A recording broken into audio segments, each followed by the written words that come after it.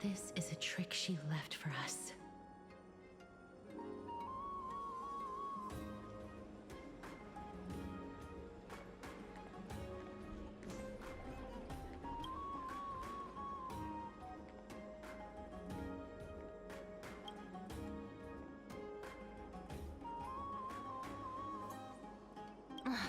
She's incorrigible.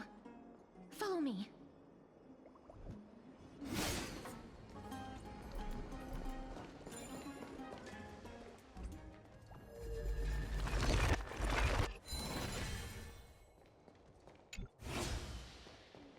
This is how it should be.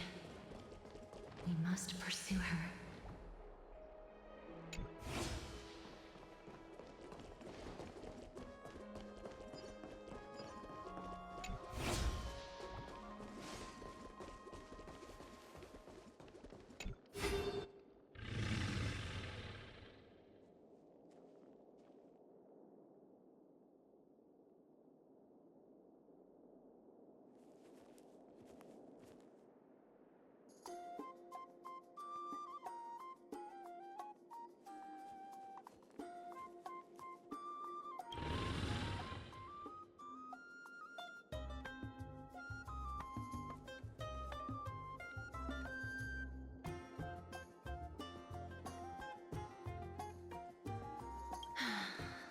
Lady Cypher, please come on out. You're still careless as ever. Shouldn't you keep such a precious gift near your bosom? Since you know it's a gift for someone else, please give it back to me. Stop hiding among the people and letting the wind carry your voice. Now, since I know it's a gift, that just means I need to milk its worth.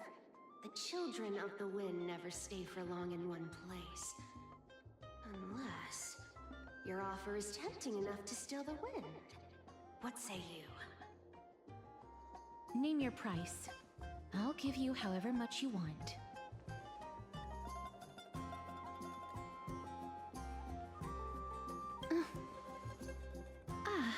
I'm sorry.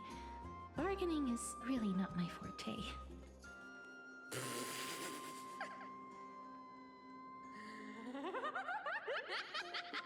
No wonder they call you Princess Homebody.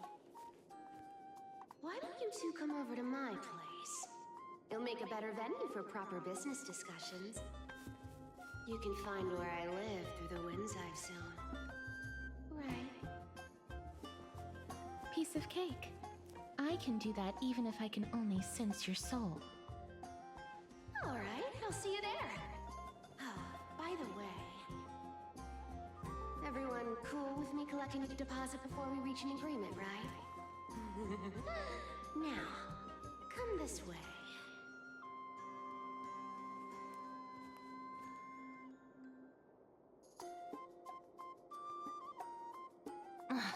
She's incorrigible. Follow me.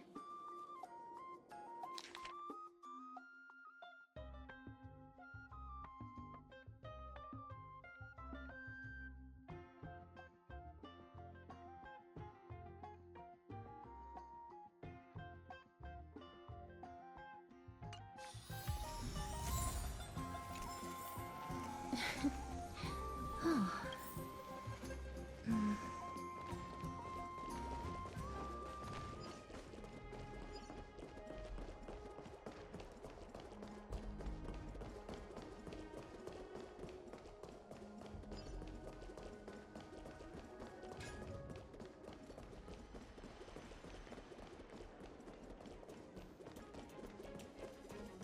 It's about time you do some exercise.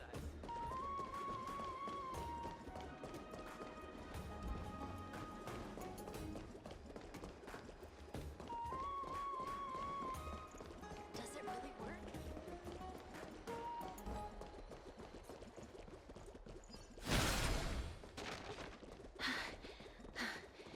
Here we are.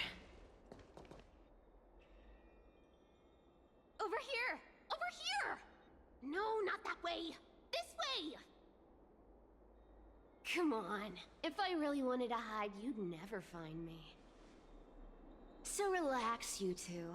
No need to get your hackles up. I'm not that scary, am I? Meow.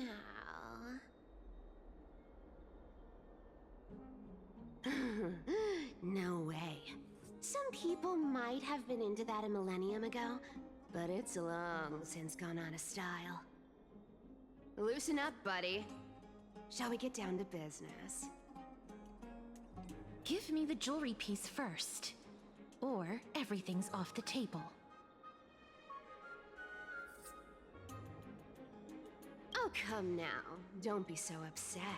Relax. Relax. Look, isn't the view here just great? You can see what everyone is doing and where they're going, and they won't even know you're here. Now that we've broken the ice, let's get to the point. Everything I've said so far has been a joke. I'm inviting you two here for 3 things. 1. The seamstress found me and wants me to take you to Styxia to look for the Death Titan. 2. The Council of Elders also found me and wants me to make sure the core flame of Thanatos ends up in their hands.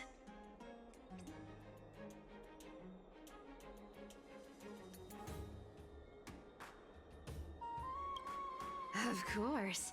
I may keep a low profile, but I'm still a bona fide demigod. And last, but not least, I'm telling you that I'm not interested in doing either of those things. Don't go look for the Death Titan. The end.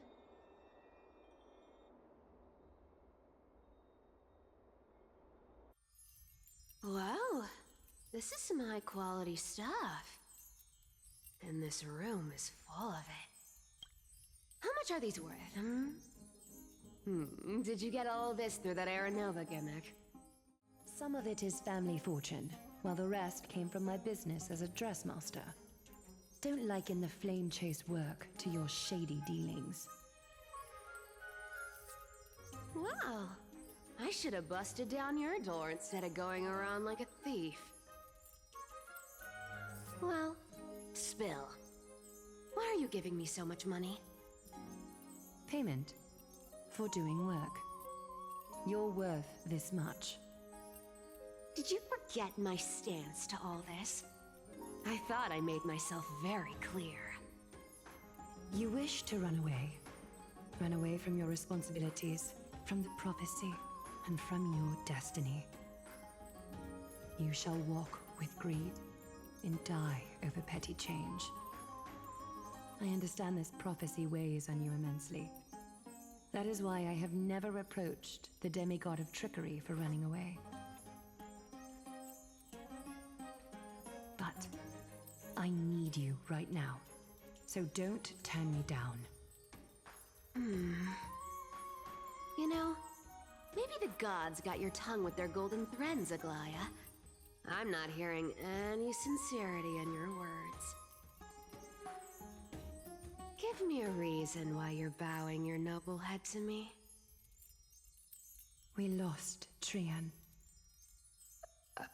Oh. The divine power of passages is running out. I need another demigod to escort Castoris and help her fulfill her lifelong wish.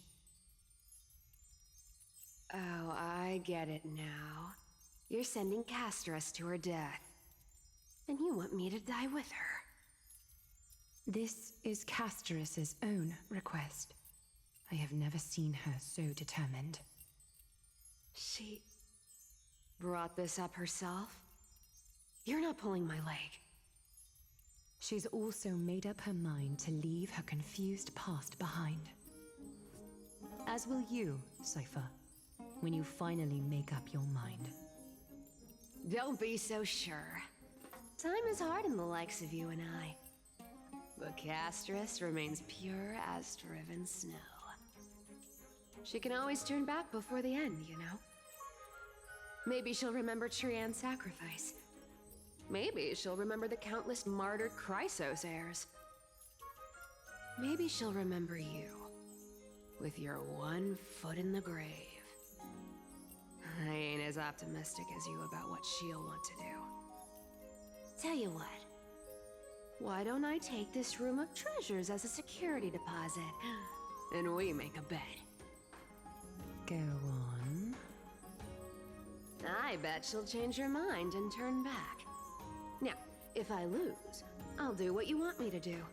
Return this deposit to you, plus giving you another room full of treasures. How does that sound? You sound like you have all the confidence in the world.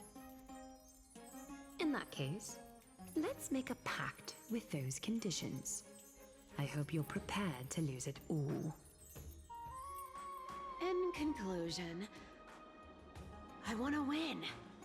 So I hope you two can give up on going to Styxia. I'll give all the treasures in that room to you.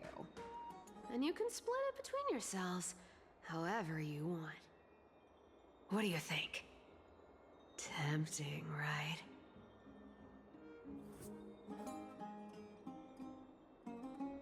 I decline.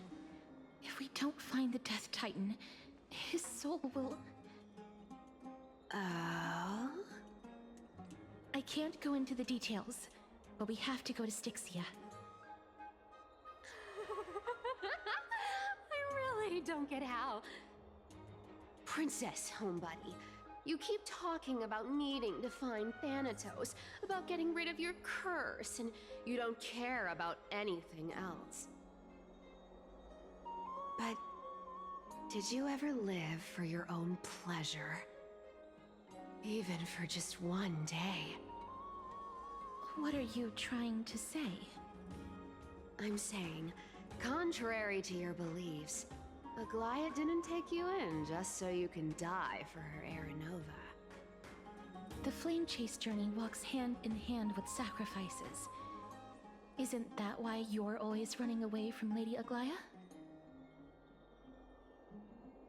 Fine. Never mind. We all have our own problems. I ain't gonna say anything anymore.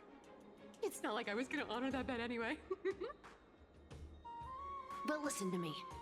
Styxia is no tourist destination. Sure, the treasures buried in there are 10, no, 50 times richer than Aglaia's vault. Yet, I've never been there. And I never plan to. Because even a demigod can't be sure they can walk out of that place alive. And now I'm supposed to escort you to Styxia. Sure. Pay up.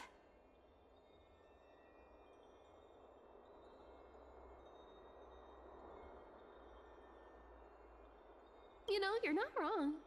At least it's part of my responsibilities. I don't like this. However, I have lived a longer life than most people. Though I'm not as good at doing business as Lady Aglaia, I still have some savings. I can give them all to you. Then how are you going to live the rest of your life? Then I'll give you 90. No, 80%. Well, don't mind if I do. 80% of Castrus's savings and a bottle of dew of divine blood. Not a bad trade.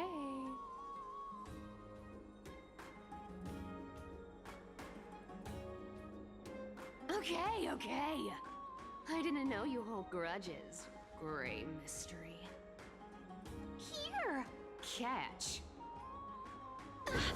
Be careful with that! A minor change in plans, though. Don't go to the bath tomorrow. Come look for me at Akama's city gates instead. So, why are you changing the meeting place? Oh, nothing really. Just a bit scared of the seamstress's frosty face. I wouldn't stay a second longer in Akama if it were up to me. Well, now that we've struck a deal, why don't I give you guys a lift back?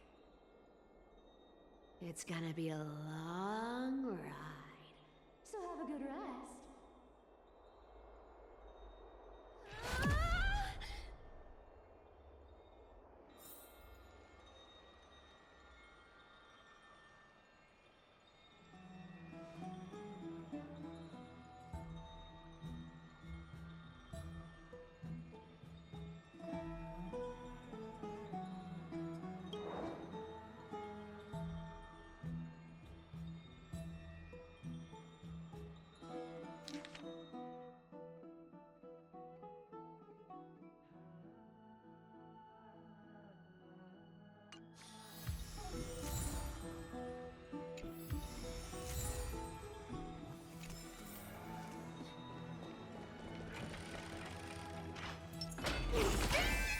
Let's wait and see.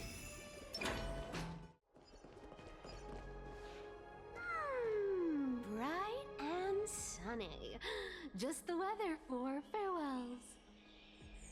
You're here. Totally. The trio team is the best set up to reach the finals. No need, I already told her. She's fine with it. You sure know how to put me in a spot, Casterus. I need to travel with you, but I can't touch you. What a bother. Sorry. Oh, I was just teasing. Don't take it to heart. Did you know that the legends say you have to put an obol into the mouth of the dead or over their eyes if you want them to successfully cross the River of Souls and enter the Netherrealm? That's the fairy fare for entering the Netherrealm. However, I honestly won't ask you to pay this time. I'll pay. And then we'll just have to go through the motions.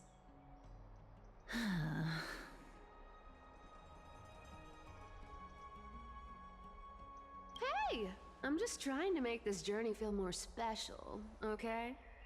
Don't read too much into it. Alright, pass me the coin. It's time to get the gods' powers going. A fleet-footed trip to the Netherrealm, here we come. Oh, one last thing before we go. I gotta give you this piece of advice. Especially to you, Princess Homebody. You can't catch the wind by waiting. You only live once. So make the most of every moment you have. Get ready. Be steady. Hi, your turn. Don't be nervous. After all, it'll be gone in the blink of an eye.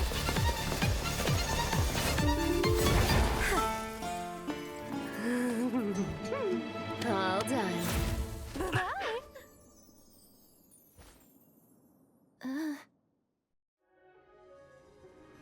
Are you feeling all right? She's the demigod of trickery. When she flips the coin of whimsy into the air, she gains incredible speed that lets her travel anywhere in an instant. Just like how she clearly had no intention of lingering here for even a second longer. We can only depend on ourselves for the rest of the way. Don't worry. Mem's here to help. Being cute isn't my only forte. I'm strong, too. This is Styxia, the city of dragons and waves.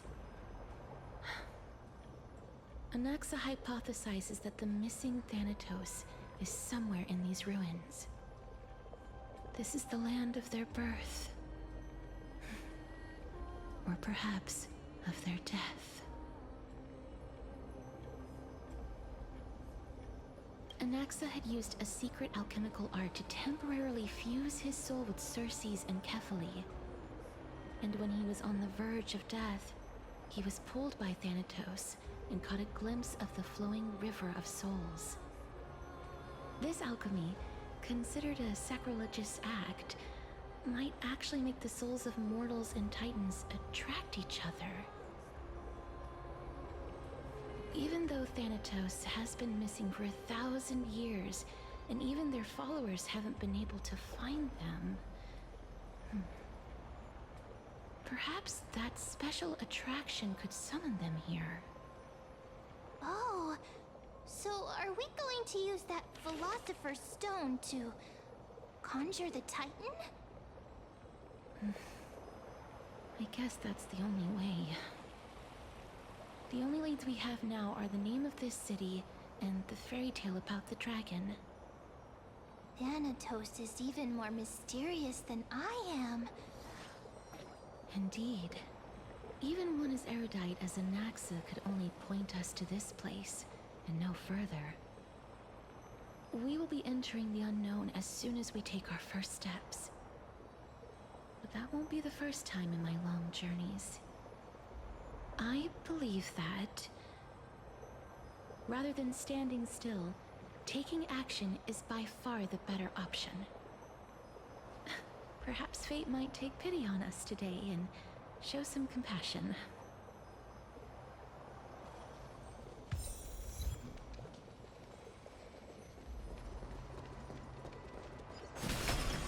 Go back whence you came. Go back. Ahead lies the realm of the dead.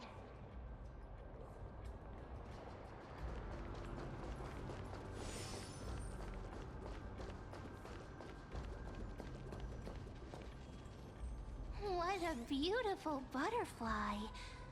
Is it talking to us? This is a eulogistic butterfly. They are found in places where many have met their demise. In Idonia, some think of them as manifestations of Thanatos' benevolence. By turning the lingering obsessions of the deceased into these creatures, it is as if the Titan has made life into a specimen. Others think of them as Thanatos' messengers that guide the departed to the nether realm. The second theory sounds more believable. After all, the things they're saying are rather, direct. Perhaps. But the fact that we're able to hear their whispers proves that we're fast approaching the realm of the dead.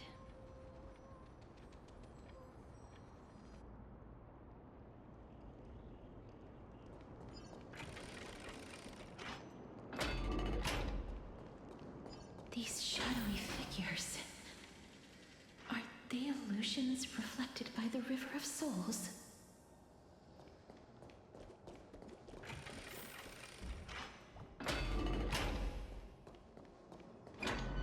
Do you want to buy any fish? Huh? He can see us? Wait. More living people. I'm not selling my fish to living people. You lot are too shameless. Buying fish without paying. If I ever see her again, I will... Could it be that you're all dead souls that never achieved rest?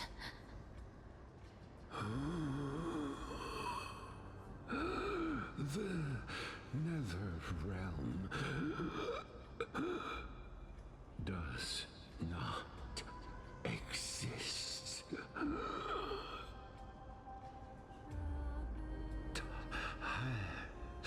Titan rejects you. Me.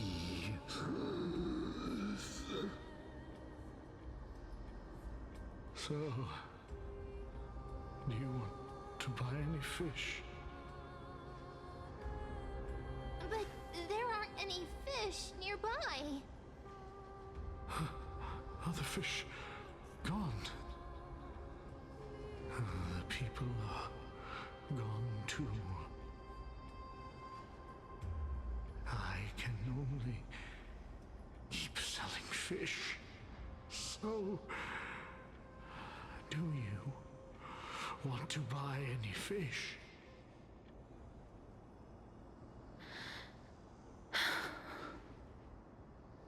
Apologies. I don't have much in the way of savings, but perhaps there's another way for me to release you from your suffering. Please relax. May you fall asleep peacefully amid a gentle field of flowers. This.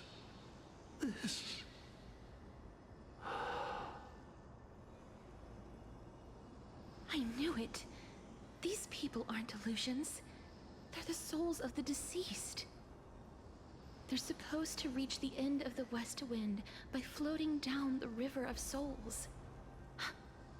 Yet, they have floundered upon the shoals of the stream, unable to move forward. Did Thanatos reject them?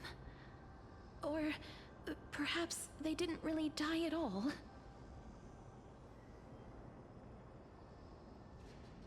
I have no idea. This circumstance is completely unprecedented. Hang on. Didn't he say more living people? So that means he's seen other members of the living apart from us? Could it be that these souls are stuck here due to someone's deceit? If something is done out of goodwill, are you really gonna call it deceit? Goodwill? I can't see anything good out of... Wait a minute. Lady Cypher? That's me. Could it be that you are the living being that those souls met? Ugh, I couldn't take their behavior anymore. So I stole some things here and made up some lies there. Just trying to give them something to look forward to, you know? It's because of vile living creatures like you that we're being misunderstood by all of them. What else am I supposed to do? You can see the mess this place is in. These poor souls are denied by the Netherrealm. So now they're stuck in a few brief moments of their life, unable to move forward or back. Did you see those two blacksmiths on the way? They've been here for as long as the sun's been around, wailing over and over about casting a shield. Styxia is so freaky. Then why have you come back, Lady Cypher? Hey, I'm not here to aid your adventure. I hate water more than anything else in this world. Especially that stinky river of souls. But, I just discovered some stuff before I left. And I reckon you should know about it. It's about that boy who defied death. I found traces of him here. Lord Mighty? Oh, right! That's his name. Well, now you know. As for whether that info is actually useful, that's for you lot to figure out. So long, Princess Homebody. So long, Grey Mystery. Huh? She disappeared just like that? Lady Cypher has always been a free spirit. In any case, she has brought us some valuable information. If Lord Mighty is also somewhere along the river shoals right now, then he will certainly become our signpost. After all, he's different from those wandering souls. He will find his way, even in the realm of the dead.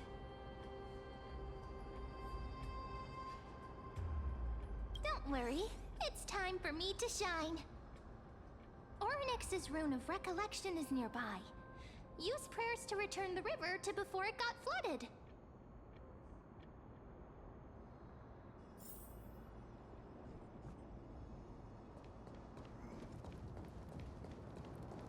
Hey, over here!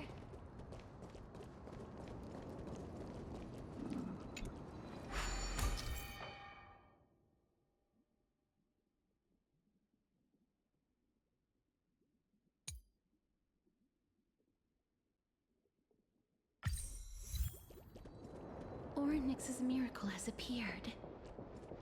Amazing! It's like we're inside a giant bubble. Even the river got parted.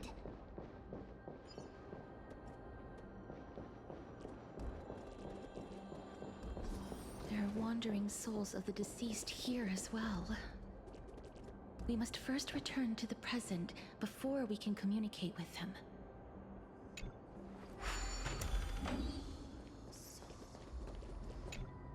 Ah, by the looks of it, you must be the foreign warriors that the Queen had mentioned, right? Since the current campaign requires the utmost care, I wasn't able to make time to welcome all of you. Please, forgive me. Foreign warriors? A priestess, a warrior, and a divine beast. You look identical to the blessed saviors that the Queen described.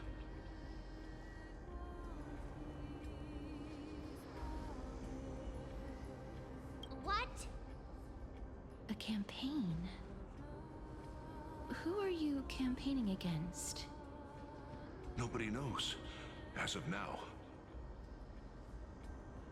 Of the scouts that went ahead, only one has managed to return. He says that the land ahead is a forbidden land that should not be approached, as it is the doorway between the netherworld and the mortal realm.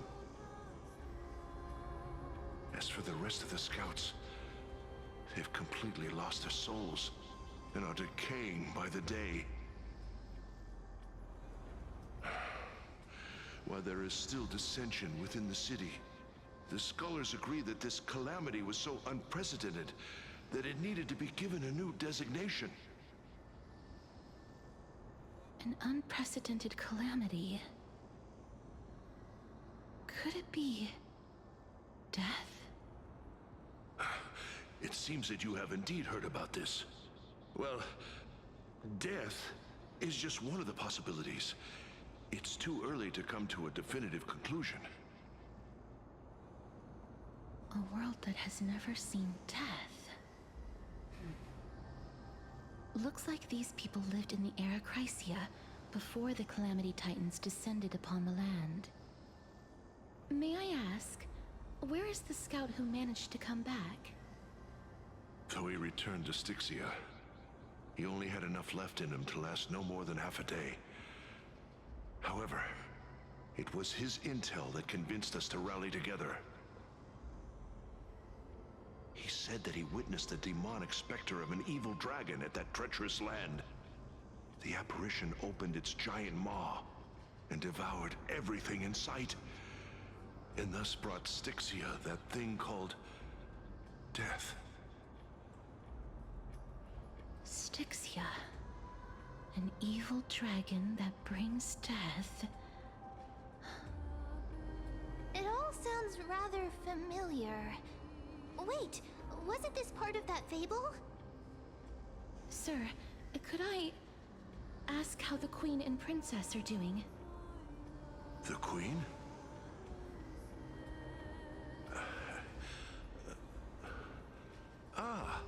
By the looks of it, you must be the foreign warriors that the Queen had mentioned, right?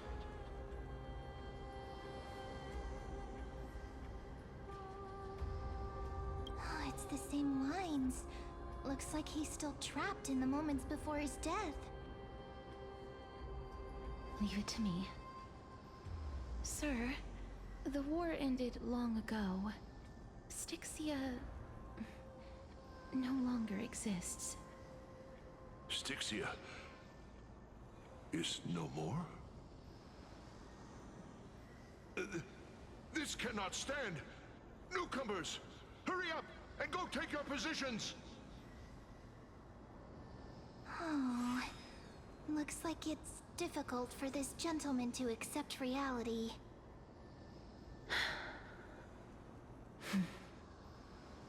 Sir, I am the Maiden of War, sent here by the Queen herself. If you accept my blessing, then today's battle will be smooth sailing. Maiden of War?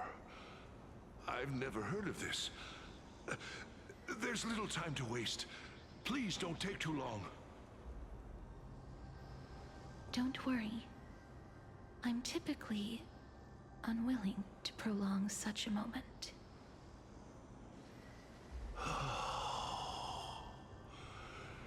Is it over? Have we won?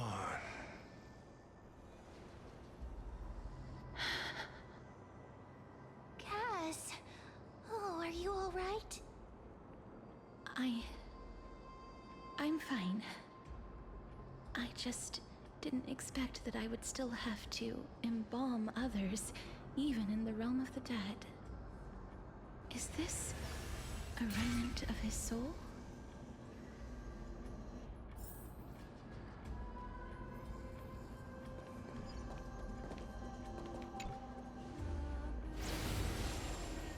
Well then, why should I place my trust in you? Holy maiden from afar. Wait, this is... I don't quite understand what you're trying to say. Since the prophecy has already pronounced your name as Chrysos, heir of death, Akima ought to treat you as an esteemed guest. However, you seem to have no intentions of concealing your involvement with the Council of Elders, while most likely being aware of my issues against them. I cannot deny your claim.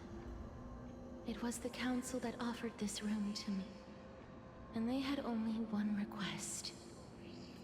They want the curse of death to be completely subjugated to your will. I was agreeable to that request.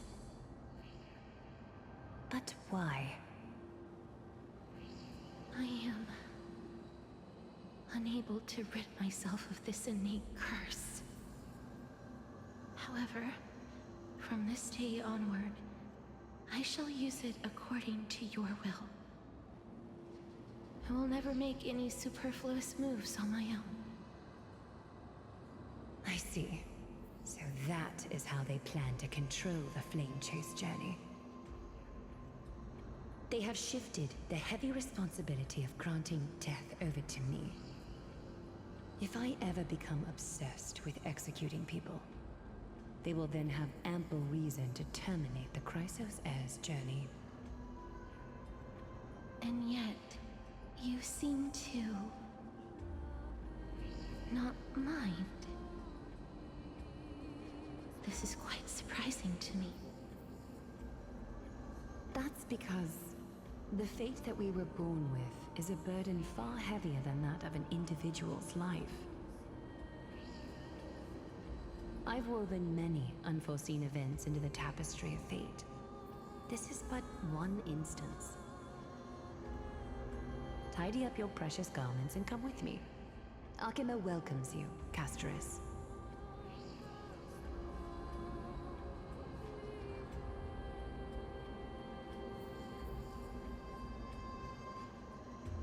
I didn't think we'd find vestiges of memory here. Maybe they've got something to do with Onyx's rune? Perhaps, but I do not need a reminder from them. This memory is one that I will never forget.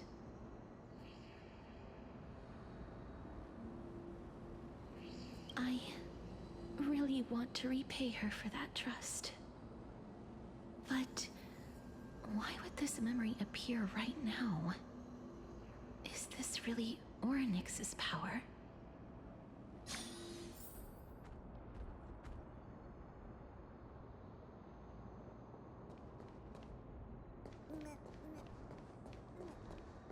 Could these dead monsters actually be... If Lady Cypher is to be believed, this could be the handiwork of Lord Mighty. He's still fighting against the Black Tide, even in the Netherrealm.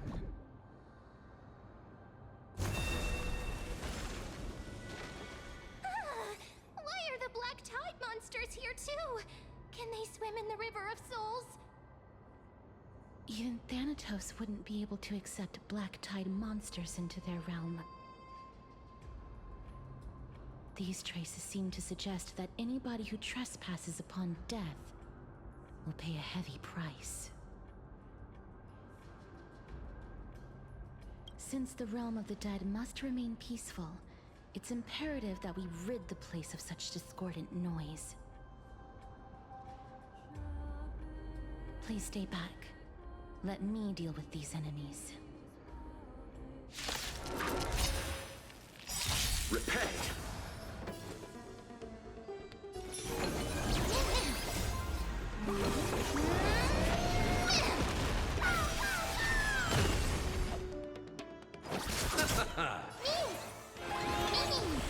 Life is not so fragile. As you wish. It's coming. I feel that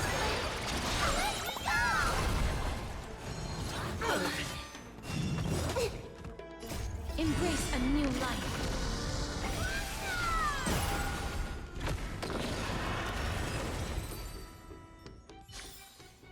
May wandering souls... The path ahead is blocked by the River of Souls again.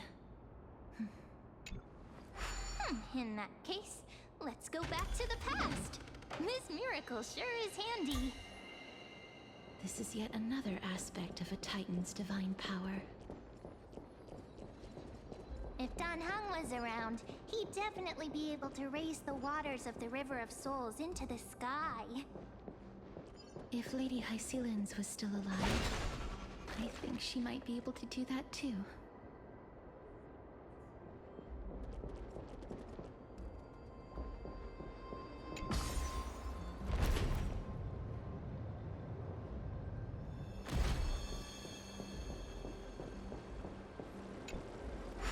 You seem to be able to discern both the past and the future.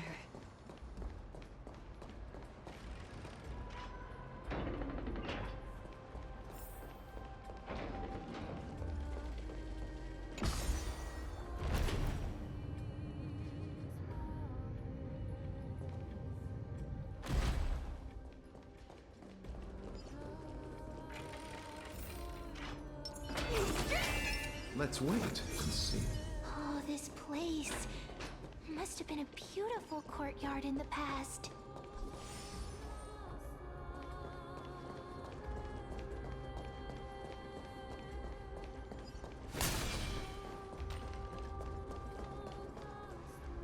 Please excuse me. I am but a scholar from a distant land who had the misfortune of falling into the River of Souls and turned into a member of the dead. Huh? This one seems to know that she's already dead. Oh, I was merely speculating, but it seems I was right. And you... I recognize you. You're the Holy Maiden of Death from Idonia, right? I'm sorry. I cannot bring you back to life. However, should you desire it, I can end your prolonged limbo.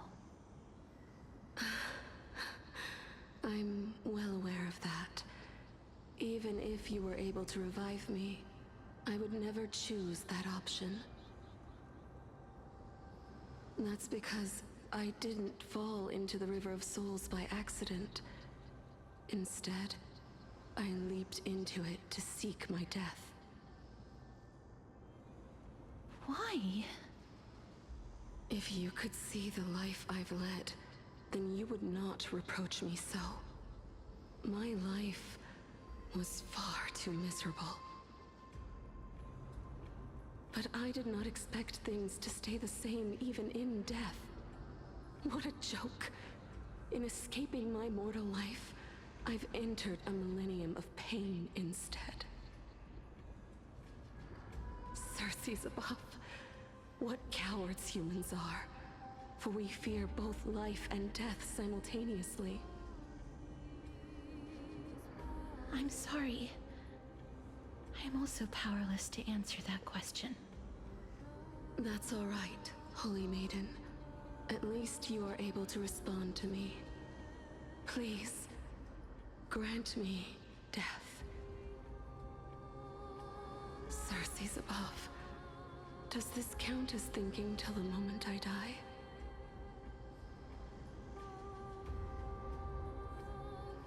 I have seen too many farewells. Her distress is quite commonplace. There are those who will end their lives over what seems to be the smallest of worries. For some people, this power that I possess is a blessing rather than a curse. But I never managed to convince myself of that.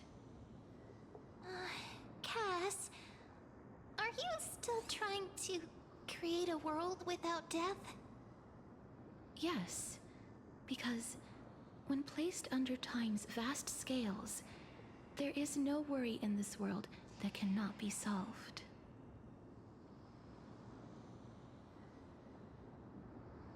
This is a wish that I've held for almost a millennium. My mind might have changed once upon a time if people managed to strike up a friendship with me. But I've never been more firm in my conviction. Now that I've learned about your near-death state, it is my duty to wipe death from the face of this world.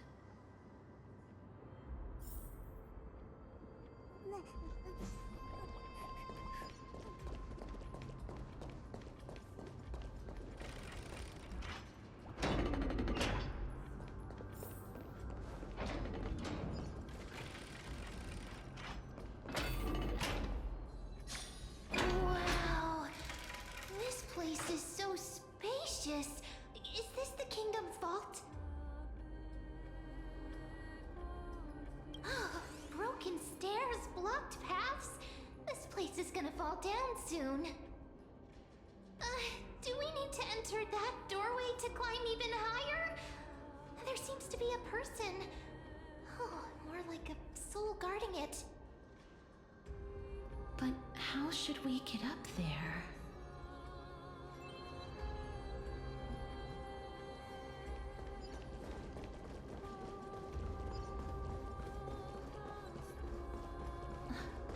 The path is blocked yet again. Oryx's 8 always appears in times like this. How convenient. Look, there's even a platform lift over there.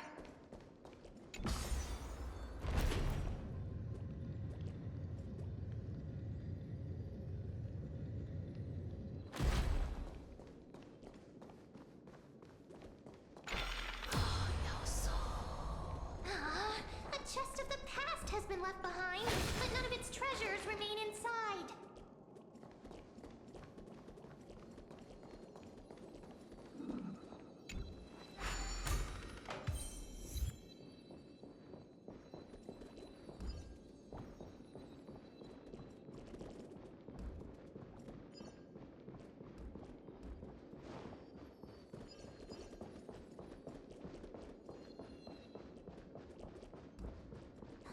Wait, what if the miracle suddenly loses its effect? Mem, do you really want me to answer that?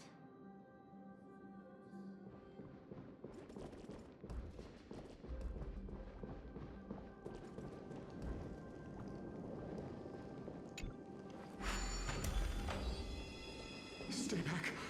Don't come any closer.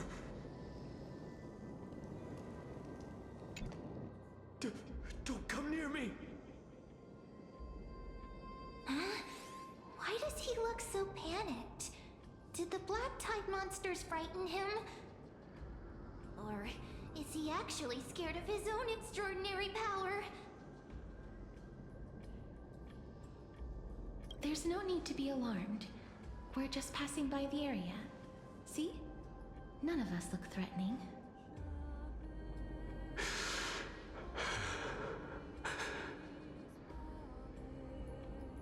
You have a point. Although... while this might once have been the royal vault, it's since been plundered empty. So please go away right this instant. You've misunderstood us. We simply heard your shouts as we were passing by, then decided to come over to find out what happened. My goodness. Did I really yell out loud? How rude of me. I'm sorry to have bothered you. I merely saw a warrior. While that spirit didn't harm me, his blows really packed a hefty punch. A warrior? Could it be... Wait a minute. You seem to be quite different from him. Are you actually alive? How can you walk around here while alive? It's a long story. We're here to seek an audience with Thanatos. Thanatos? Who's that? Is it possible that he's also living in the era before death descended? Death? Could it be that you are here to defeat the evil dragon Pollux? Pollux. Is that the embodiment of No. Death? According to the warriors under the Centurion's command, that evil dragon has been dead for quite a while. The curse that condemns people to death didn't originate from it. But they saw a girl within the dragon's embrace, and she is the true Reaper.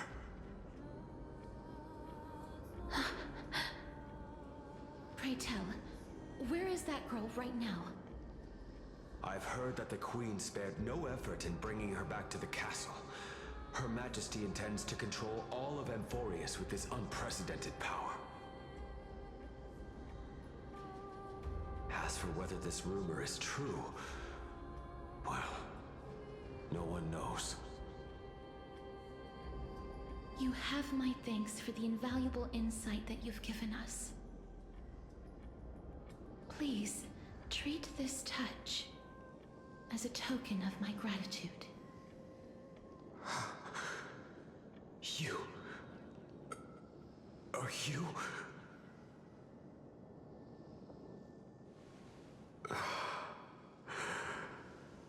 Thank you. This is his...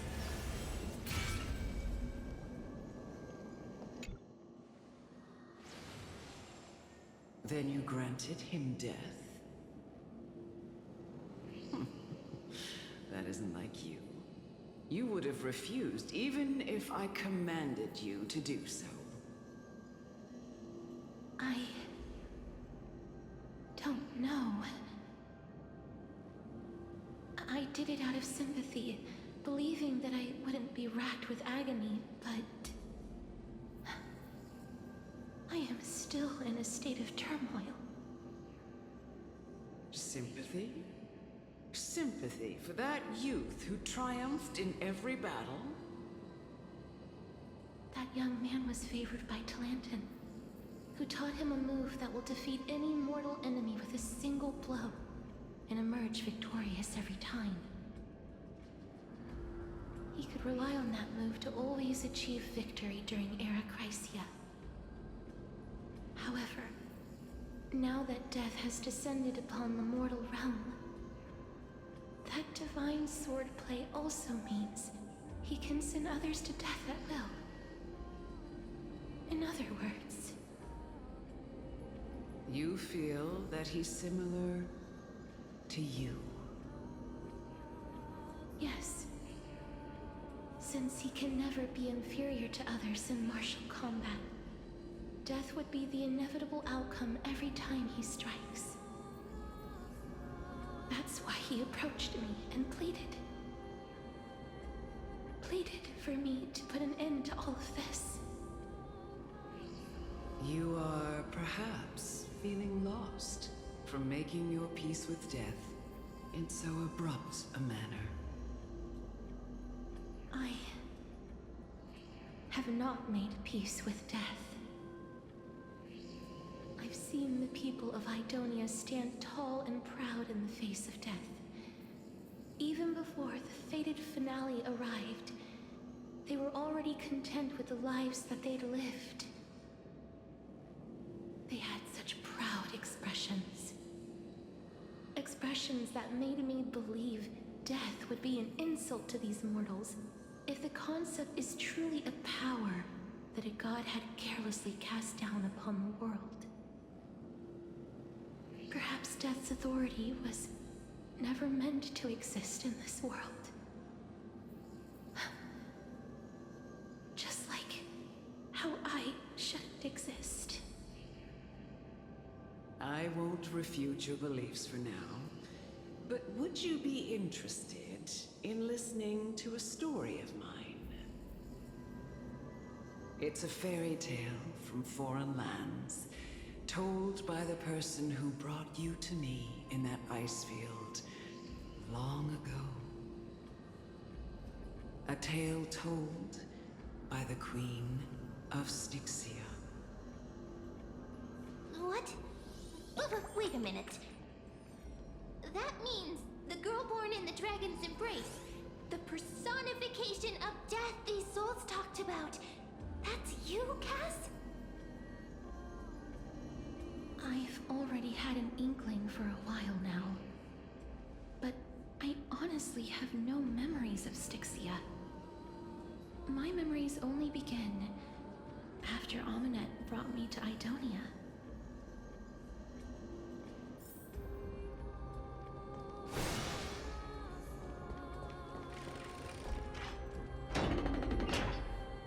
Don't look back. Keep moving forward. Always. It's yet another eulogistic butterfly. Are we getting closer to the Netherrealm? Ah, this is...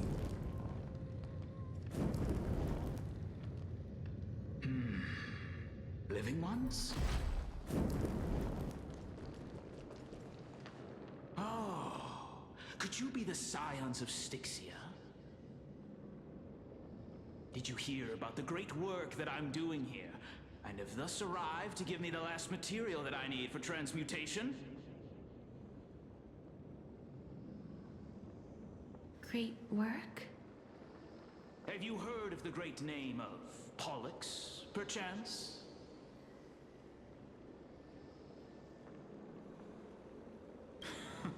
You have? Then that's good. During the Age of Myth, a time likely before your birth, I was the unsurpassed zenith of alchemy that none could reach. On the shoals of the River of Souls, I shall make Pollux soar again and bring death back to the world.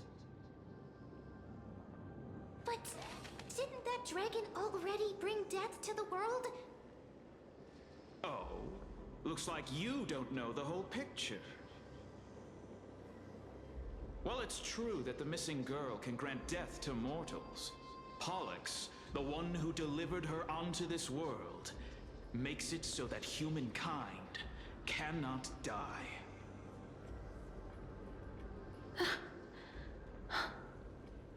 So, it's just as I feared.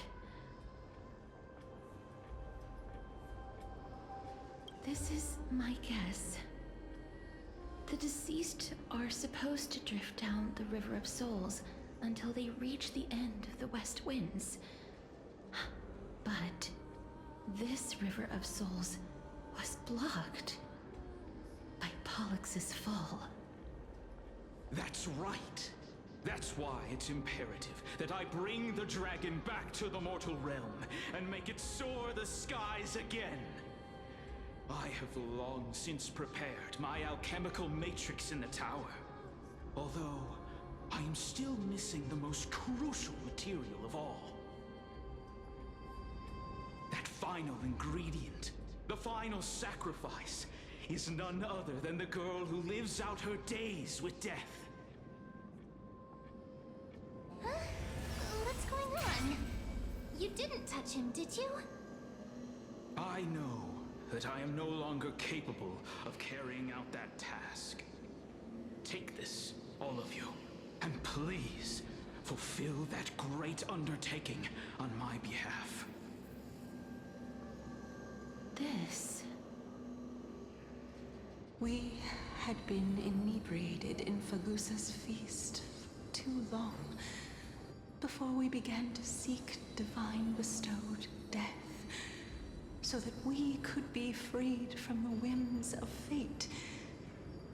However, that brought doom upon us. Instead of summoning a supreme god, we encountered a monster that cut off the River of Souls. That detestable dragon Pollux denied all the dead from the gates of the Nether Realm. Unable to rest in peace, these departed spirits engulfed Styxia like a roaring tide.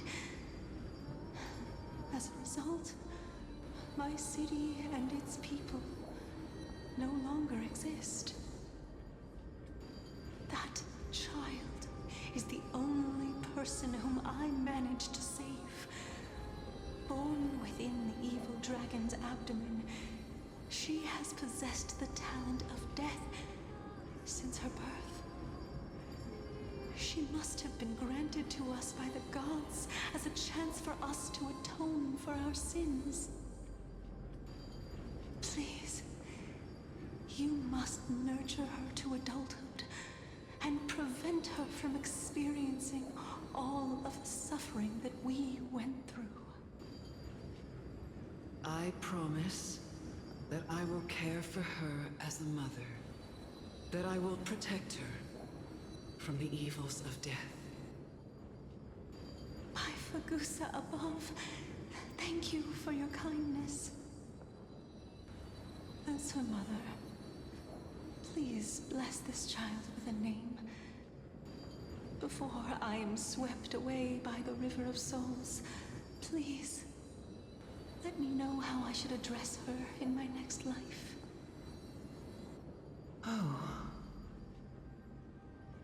Like how a transient raven butterfly, a fleeting papilio castor, perches on the twig of death. Castorus. That shall be her name. That's where my name comes from? The sound's back. What is making that ruckus?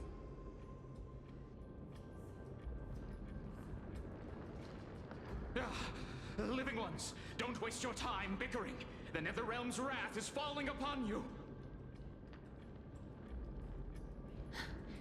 Black Tide Creations. When did they... Mister, please fight them with caution.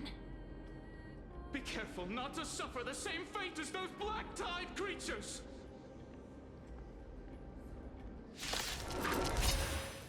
Everyone, hide behind me! I'll see you off.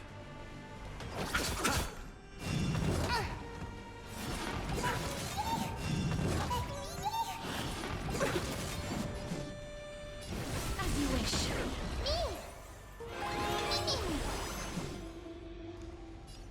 Wilt here. Receive divinity. You're right. Embrace a new life.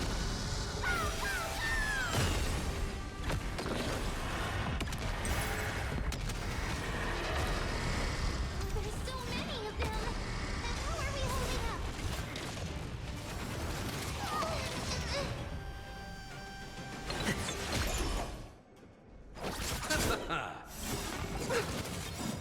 sleep. The dead return! It's coming. I feel that flame. Let me go! Please cherish this time. Return to dust!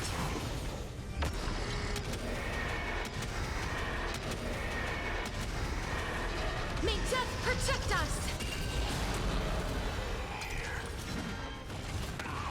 For the feast of joy.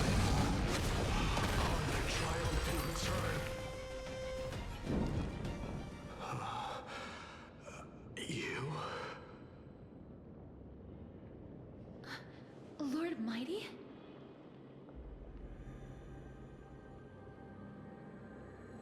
Lord Mighty, you've been through some tough battles once again.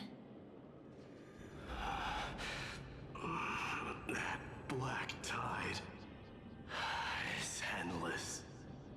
My death is only temporary. I will find my path of return and go back to the world of the living and continue my protection. Lord Mighty, I have always wanted to. Why does death reject you? I'm the one resisting it. I must resist the temptation to go with the flow. I'll go against the current and kill my way out of this cursed nether realm. That is my destiny.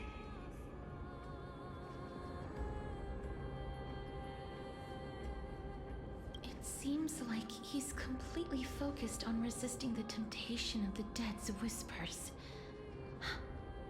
He's working hard every minute to deny death. It seems his battlefield is not limited to the world of the living. Lord Mighty, are you willing to travel with us? We're headed for the Matrix inside that tower, to summon Thanatos from their prolonged concealment.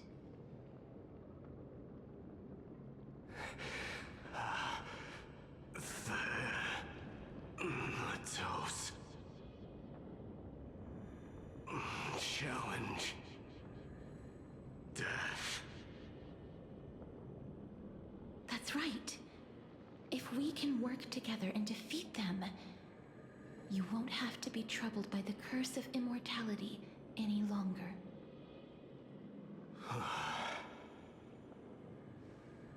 Let's go together, Castoris. Let the person who has brushed against death countless times guide your way.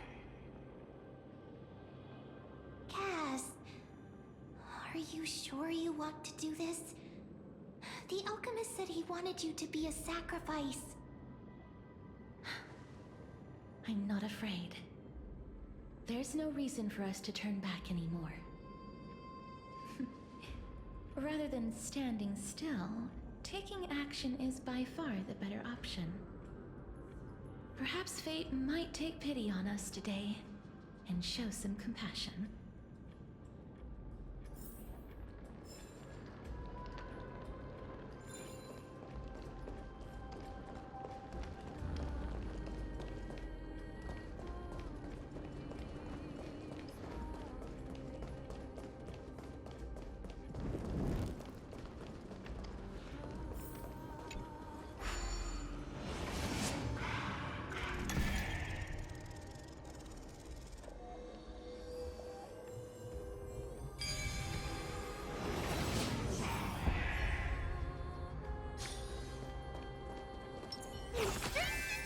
Let's wait and see.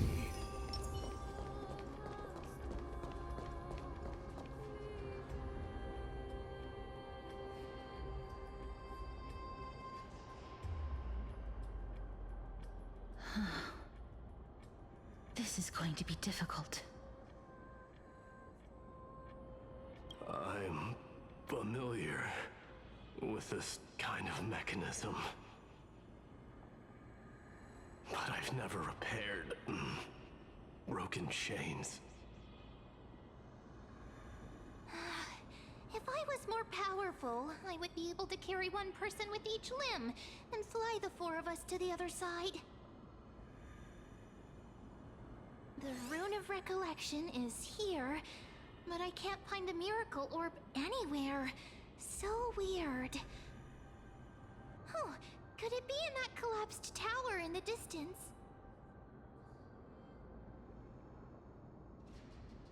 That sounds so weird. Forget it. Just leave it to me.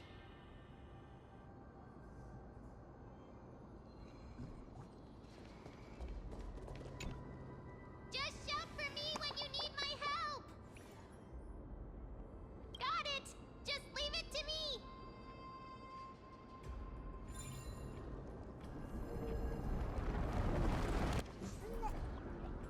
Mem did it. The pink squirrel is very smart.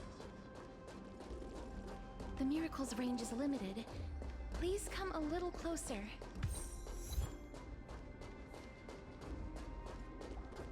Aren't I a good fit for Ornyx's priest? Of course.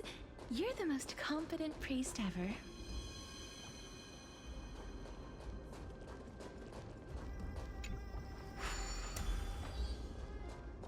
The alchemical matrix should be behind this door. Is that... Wow, there are so many of you! It's little Cass and little Gray. Oh, there's also little D and the pink puppy! Trian? Aren't you...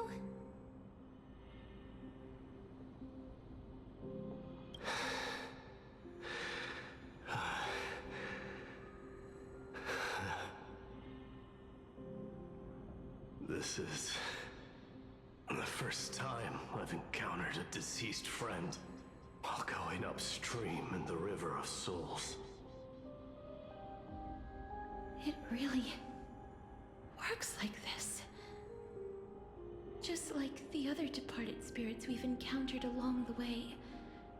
I'm also unable to sense the aura of the living on Lady Trian. Yup, you're right. Trian already knows that she'll not be able to return to everyone's side. But Trian believed that little Cass would eventually return to the Netherrealm. So, Trian has been standing here, at this spot closest to the world of the living, and waiting for little Cass. Oh. It must have been very tough for you. But according to what Trian said, we're almost at the entrance of the Netherrealm. Trian promised Trevi and Trinan that when little Cass got here, Trian would get the gift ready and be the first person to run over and welcome you. So, little Cass, don't cry. Please, accept this. We finally finished it. This is what Lady Treeby once mentioned. The gift for me that you didn't manage to finish. The Holy Maiden of Yanis. Even when separated by life and death, their thoughts are still connected. Trian spent a lot of time drawing this. Trian hopes that little Cass likes it.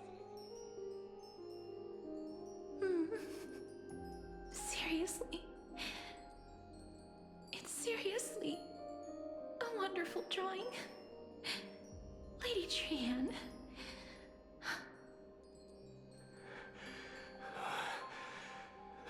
This is chase journey. Little Cass, we don't know what your journey was like before. Treby has always said that it must have been a very harsh and frightening journey. But little Cass no longer has anything to fear now, because everyone is here with you in this flame chase journey!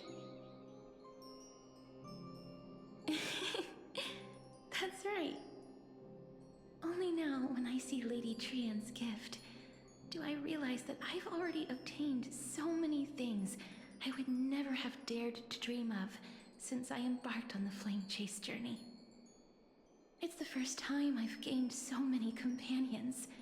The first time I picked up the hobbies of crafting and photography. The first time I had dinner with someone else. The first time I went to the market to buy the Chimera doll I'd liked for a very long time and hugged it to sleep. The first time I wore a dress personally made by Lady Aglaya. The first time I went for a walk with Lady Treby, Lady Trian, and Lady Trinan. The first time I enjoyed the night breeze and looked up at the stars with Miss Hyacinth. The first time I took care of Dromasis with the Trailblazer.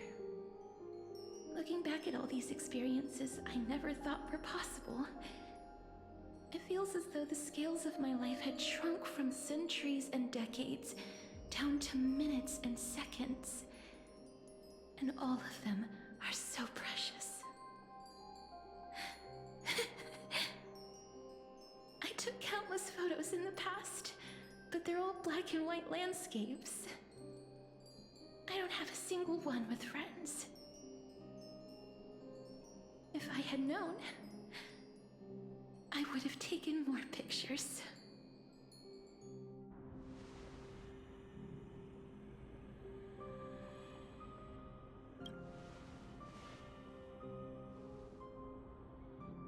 Trian says yes!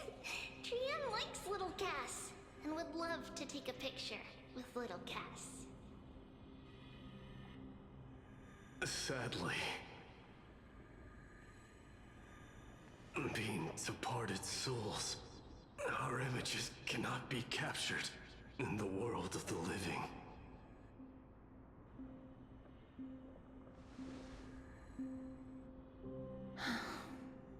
I thought so too.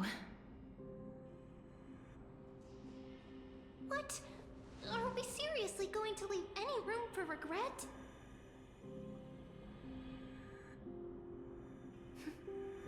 There won't be any regrets. This vivid drawing surpasses any photograph from the world of the living.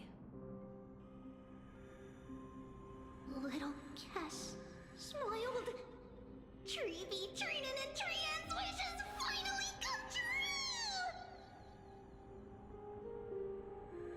I remember you once said that fate is not the flowers that bloom at the end of the road, but where people tread beyond the gate.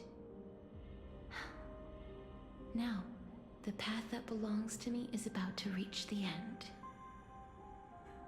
Thank you for bringing me the final key. Key? Little Cass, why are you talking in riddles all of a sudden? I have a feeling that soon, this gift of yours will become the key to saving Mister's life. Wow, that's amazing! Then keep smiling and carry on bravely! Little Cass, Little Gray, everyone, see you tomorrow!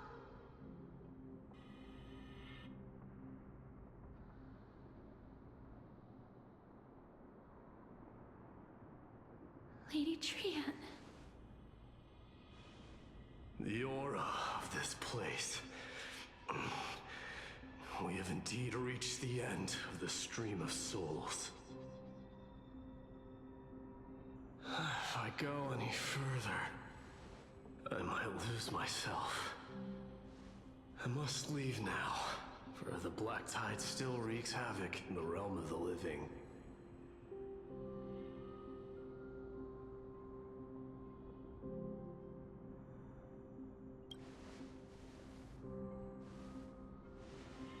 Seek not to enter the door to the nether realm. Castorus, will you fulfill your duty for the flame chase? I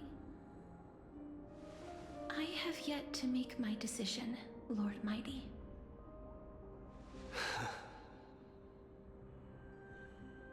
No matter.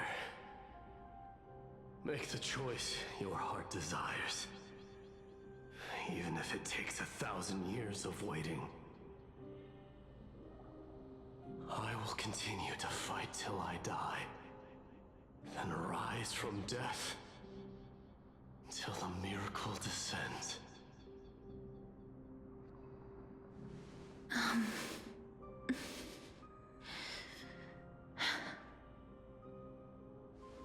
There is one more thing you should know, Lord Mighty. What is it? Professor Anaxa may have deduced the principles behind the Era Nova. You and I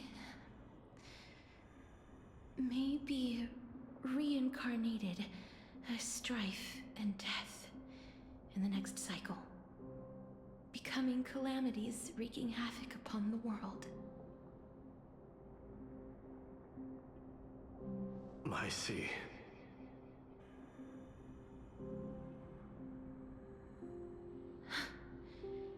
Is that all? Are you going to accept such a fate without complaints? Do you have a strategy to shatter the shackles of our fate? I haven't found it yet. Perhaps I never will. Then, cease wasting your thoughts on futile matters. Control what little you can. And when fate's inescapable grasp comes, resist it with the strength of your mighty will.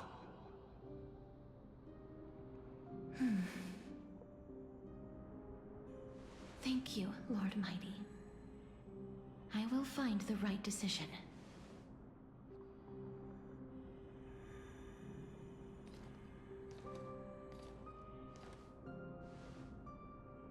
In the name of strife, may you meet a fitting end. This must be the alchemical matrix the spirit mentioned. Let's see. We need to insert Aquila's sky, Georios' earth, Kefali's fire, Fagusa's ocean, and Nestia's love. It seems our sweet Princess Homebody has made up her mind. In that case, seamstress, I suppose I no longer need to deliver your message. My time is rather precious after all.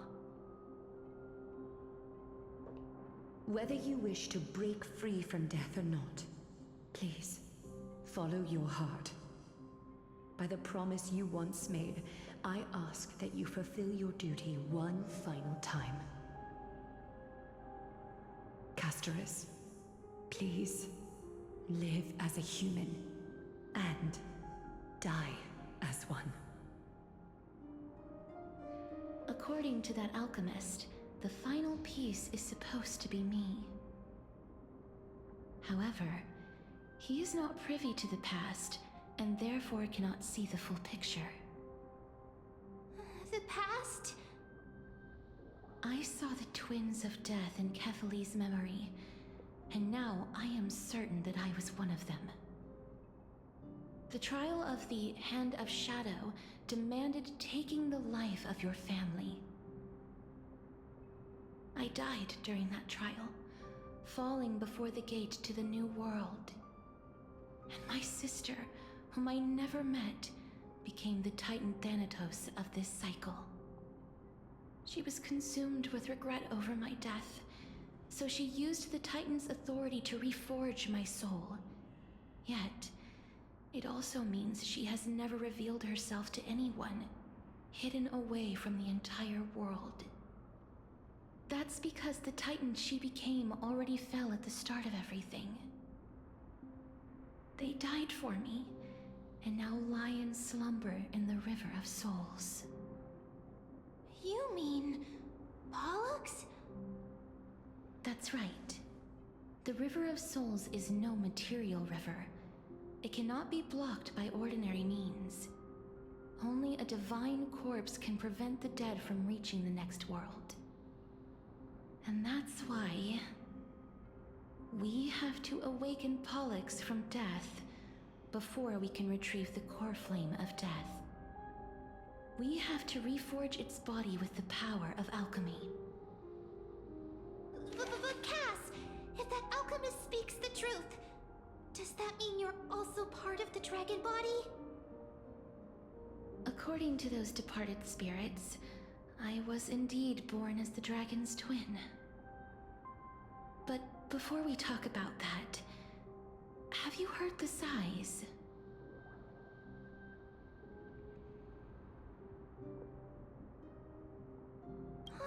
I heard them too. So what are those? I think it's probably the sign of Pollux's wish being fulfilled. They must have realized how heavy a price they'd need to pay when they used their divine authority to resurrect a dead woman. That's why they exerted every ounce of their strength to send me to Styxia, a city that called for death, a land where none is hostile to death. They never saw their wish fulfilled and fell so prematurely, all because they wanted to give me a new life. Pollux must really want to know how their sister has been after giving their all to save her.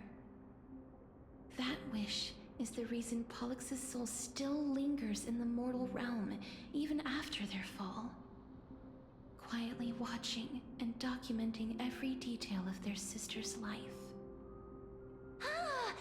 So instead of picking up objects on the way here, we were instead showing things to a strand of yearning that lingers here.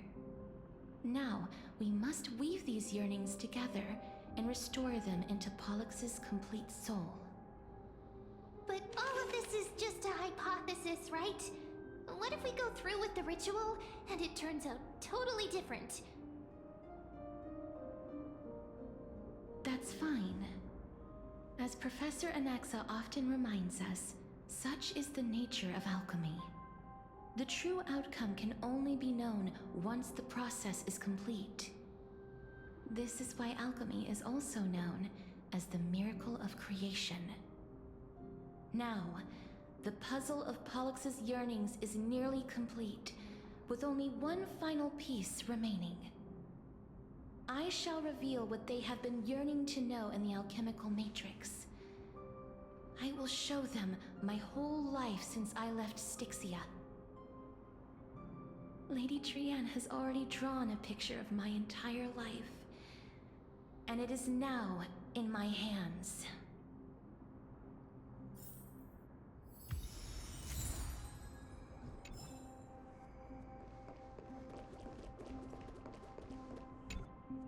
Then, let the ritual begin.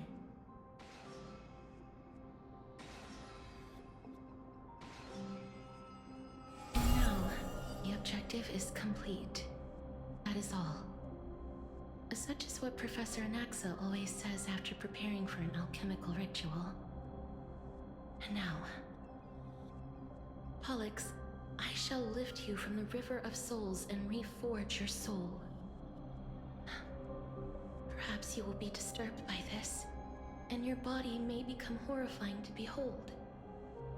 But if even the slightest trace of your soul remains, the soul that once ferried me to this side of the shore, then please, look at me. I wish to thank you in person.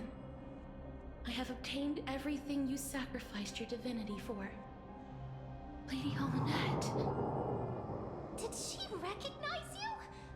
Oh, she must be the first soul we can communicate with here, right? I'm afraid she is just another spirit trapped here, like the rest of them. The only difference is that I was there when she died. Please, go on. I'm listening. Are you about to tell the story of Styxia? Yes. You're just as smart as I imagined, but... never mind. Now's not the time. There's no need to worry, Elder. Take a look around you. You're already at the resting place of the dead. The world of the dead. But how? I understand that you chose to remain silent about the story to protect Casterus, the girl who coexists with death. But you no longer need to hide that story. I can assure you that you have protected that girl's life well.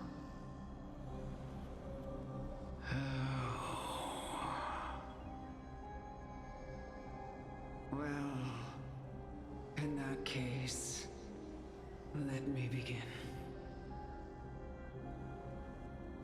Styxia, the pearl of the ocean, plagued by unwarranted calamity and ravaged by death in the fairy tale.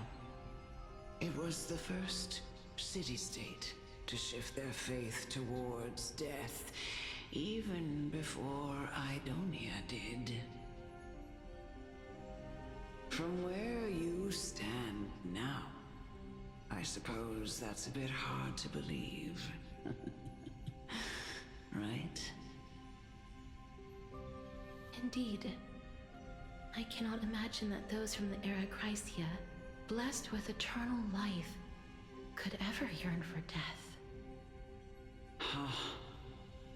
I have pondered the same question, child. But I am afraid there is no clear answer to it. Journeys and epics are only glorious and magnificent because all things eventually fade to dust. That's how someone once explained to me why death is necessary to the world. But I still can't take that as the final answer. Would a world without journeys and epics be worse off? I take it the one who spoke this line was a general, or perhaps a warrior. I, however, did find some inspiration in these words. Would you like to hear my thoughts, Casterus? Please enlighten me, Lady Amunet. Though I have already made up my mind on how to handle the authority and core flame of death. Your words might truly guide me toward the path forward. You and I are neither warriors nor generals. Therefore, journeys and epics cannot truly resonate with us.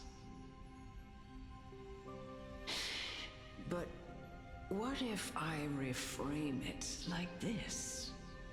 What if love is not a trait bestowed upon mortals by Nestia, but a blessing from death?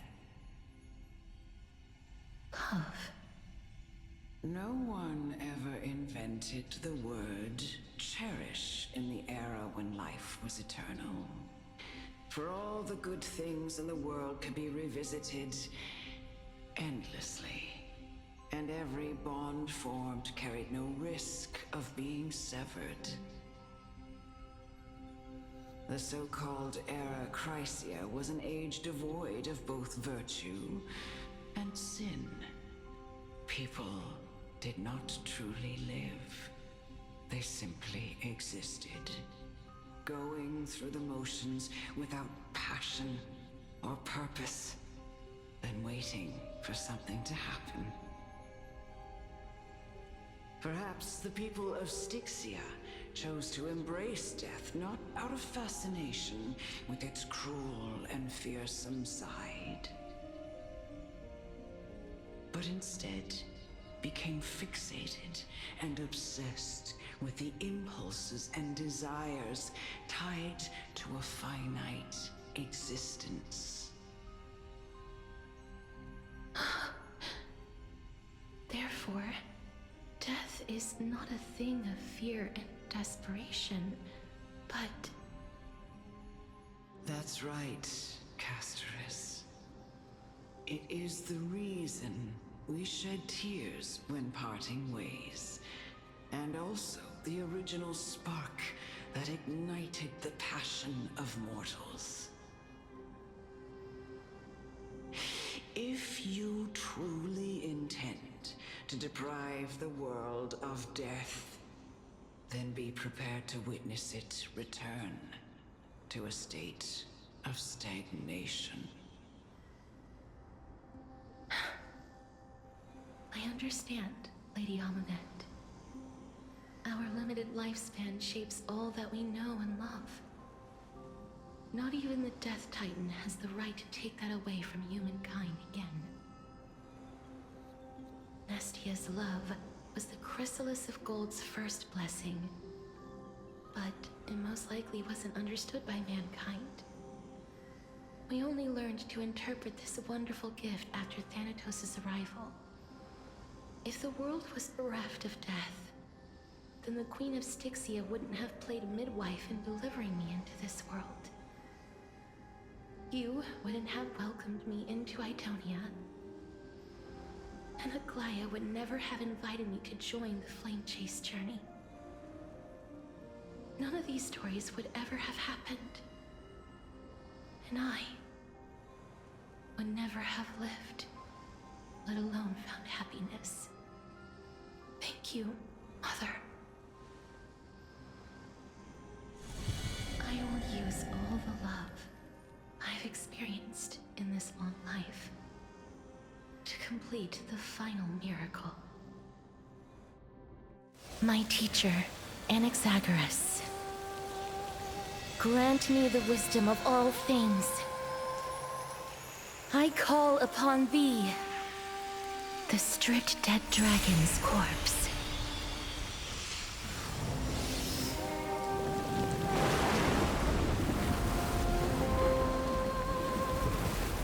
Rises from the earth, falls from the sky.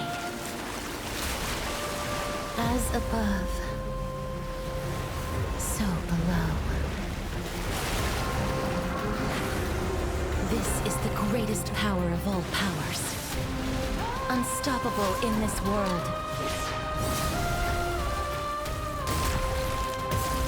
The great work that commands all death. I shall grant you embrace.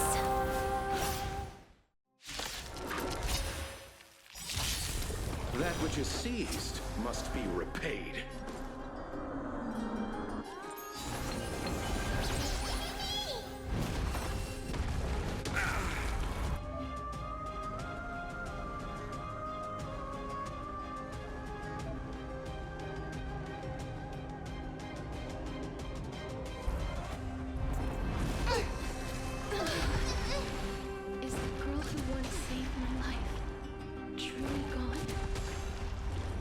Show yourself again, once we eradicate this hatred and regret.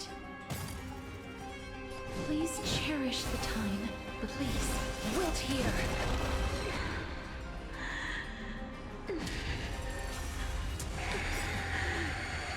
I know you're anxious.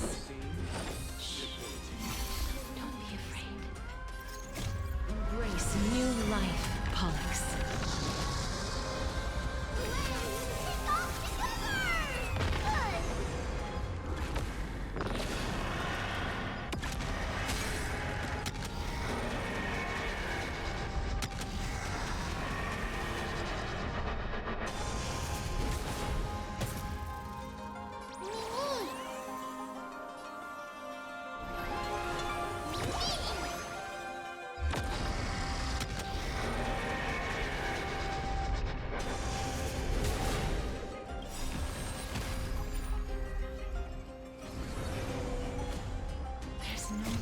to weep in grief. I will grant you peace.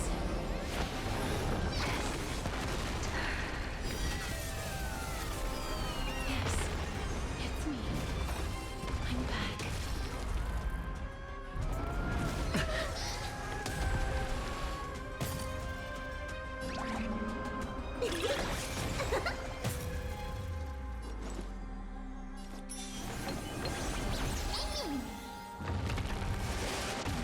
It hurts a bit.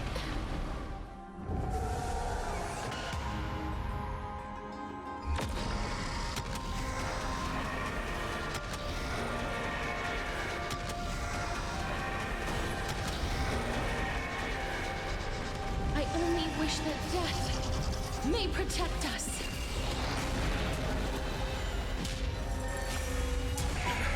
Be careful. They may be moving by instinct, but there is fury welling up within them. Eternal sleep is not the dead will return!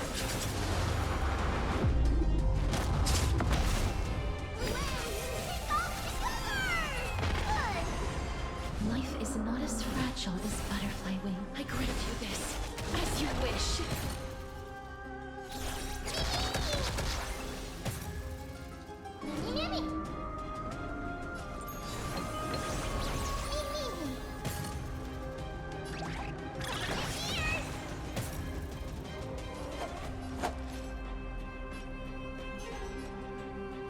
Abyss flower, bloom.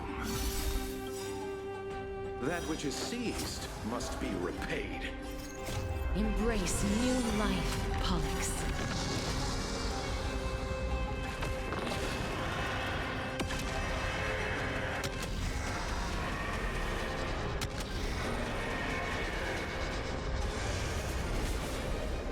Receive divinity.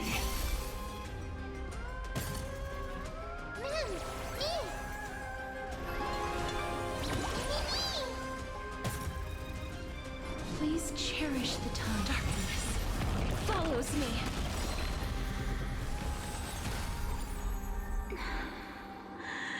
Please, don't turn back to the Nether Realm.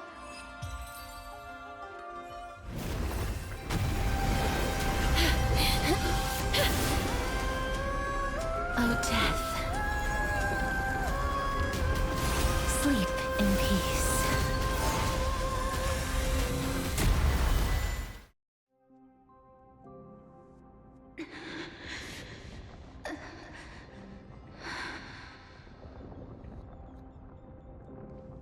I'm sorry I have to wake you up from ancient death. And I know you're anxious. Shh. Don't be afraid.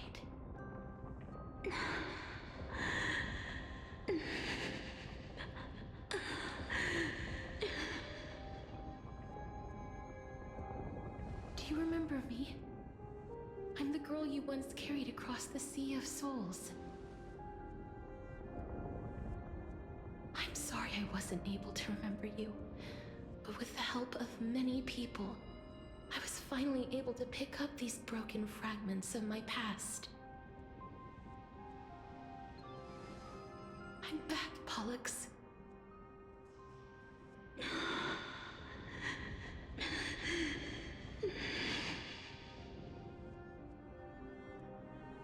I know this might not be what you wanted.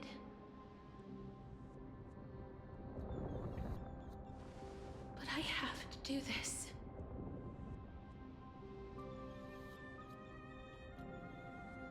So please, carry me across the Sea of Souls again and return me to the Nether Realm, just like you did in the past. Please take me to where the core flame of death rests.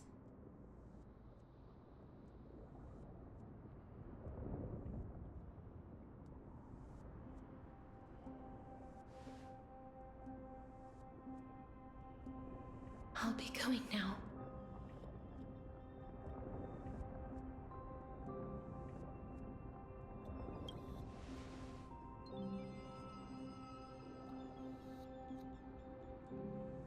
may look scary, but as long...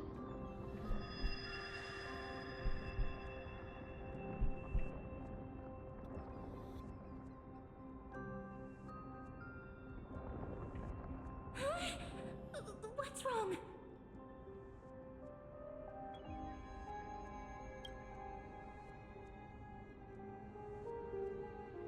Are you... What's wrong with him? His time is almost up.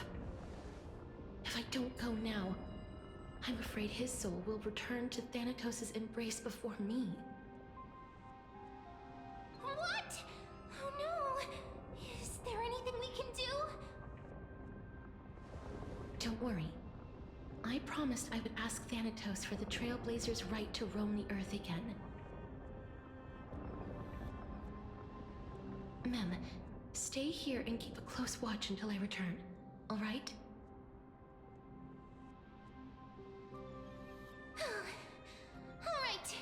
I'm the best at taking care of others. Go on, Cass. Make sure not to leave yourself with any regrets.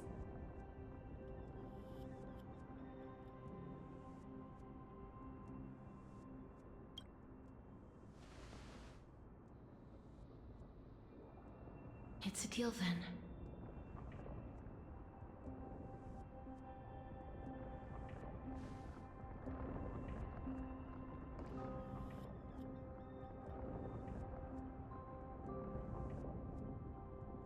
Please.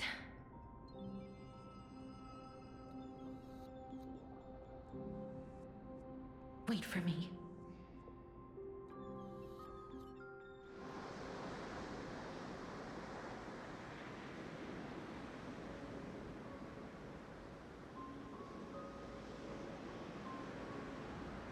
After all that, you still ended up back here.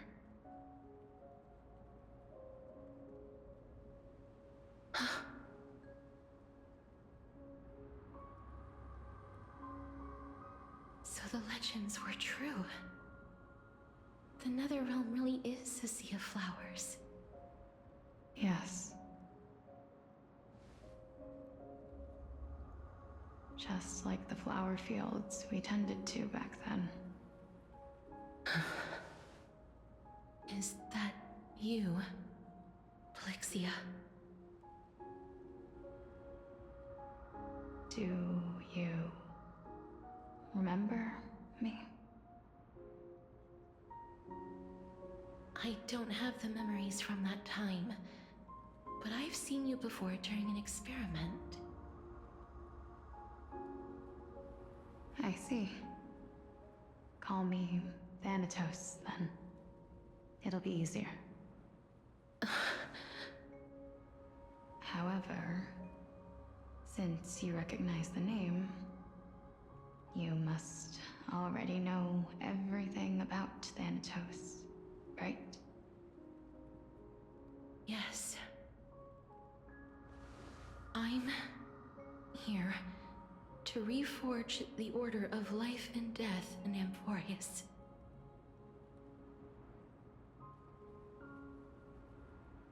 You know, my sister was a sympathetic, but rather sensitive person. Whenever she didn't want to say what was on her mind, she would avoid eye contact and look off into the distance. Just like what you are doing now. Can you tell me about the last Era Nova? What did you do, Pollixia?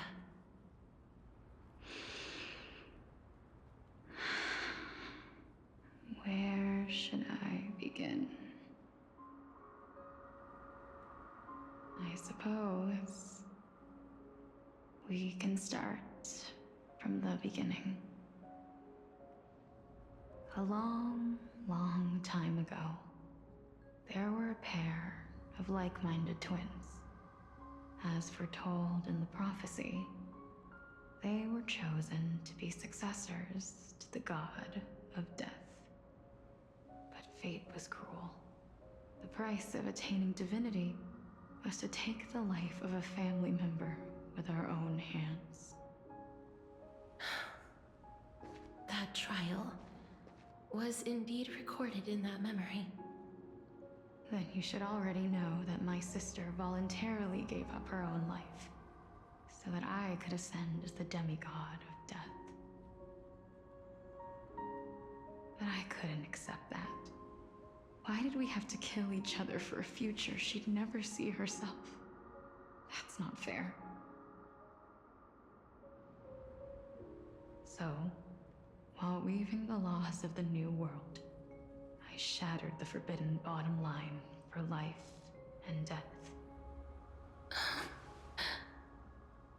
I reshaped my sister's soul and took the form of the great dragon Pollux to carry her up the River of Souls and back into the mortal realm.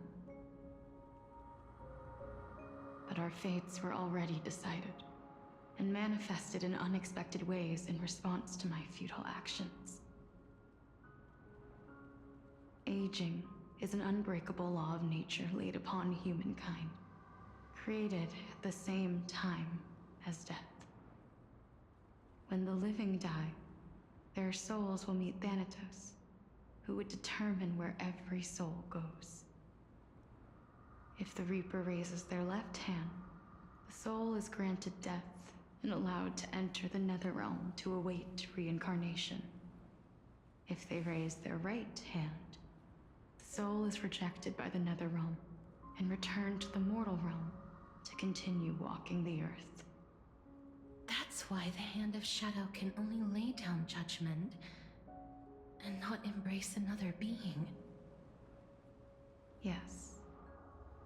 Death was originally a pair of hands, but they were split in twain when we reached the mortal realm, never to touch each other ever again.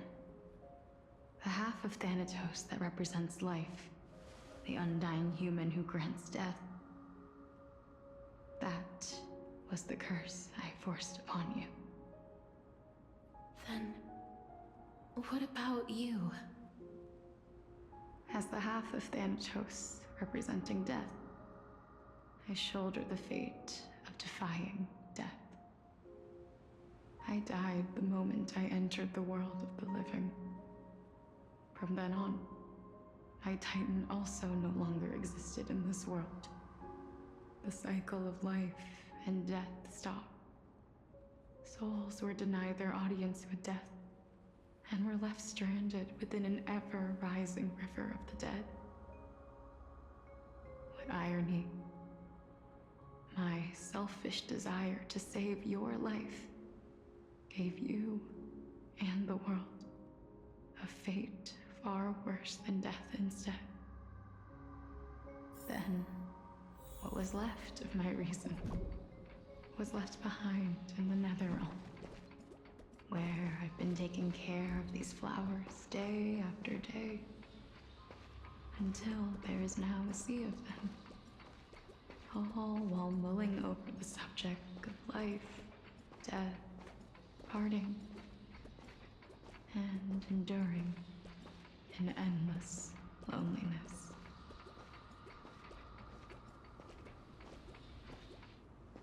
Fate is absurd indeed. Our lives were a mirrored image of one another, like a pair of hands. Even so, we arrived at the same destination. We walked different paths, yet experienced the same pain. I had hoped that maybe you would at least have a good life in this cycle. I'm sorry. I lived my life well. It didn't go to waste. As far as I'm concerned, you did nothing wrong. Even though I forced the authority of granting death to humanity upon you, a total stranger. Too many responsibilities were forced upon me in the course of this long journey. I was once lost, even upset. But I realized recently that if it weren't for your blessing, I wouldn't have understood the source of these emotions, nor would I have realized my purpose. I wouldn't have made it here to reunite with my missing half. And we wouldn't be discussing our past while sharing the same view of this landscape. I wouldn't have understood the meaning of our existence. The meaning of our existence. This sea of flowers blooms on dead land, because we sowed it with the seeds of our separation and watered it with our tears of loneliness. Yes, the only thing death is allowed to create are flowers that bloom from blood and tears. That's why Thanatos cannot create living beings at will. Nor can the Hand of Shadow determine a person's remaining days. Because the life and death of mortals should never be dictated by another's will. Are you saying there's no point in Thanatos' existence? No. No single being can bear the scales of life and death on their own. Not even a god. Life and death weigh equally heavy. We both know that now, don't we? You, too, must have had a difficult life. We've taken quite the ridiculous journey together, haven't we? I had a feeling, even back then, that we would meet again one day. Not to embrace one another after a long separation, but to come in search of retribution. Tell me the answer that's already been written. And let us draw this seemingly endless fate to a close. It's been far too long. I've waited here for centuries, watching day after day as desperate spirits are denied by this lonely wasteland. I always hoped I would see you among them. But I was also afraid of seeing you. I didn't know how I could possibly face you again. But more than anything, I was afraid that you might have forgotten all about me. I know. But don't you see, Pollixia? I made it back anyway. You don't have to shoulder death's authority on your own anymore. It was always meant to be held in two hands anyway. So, let's give our core flame to him, and have him take it back to the mortal realm. Give humanity back their cycle of life and death. Our responsibility as Thanatos was never about picking out favorite souls. We were only meant to watch over life. Let's tend the field together, and create a warm sea of flowers for all the souls to come.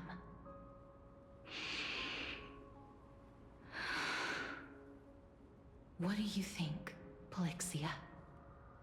Yes, just one last step. You shall wither, and through that, the dead will sprout again from the remains, and be reborn with the dead flame.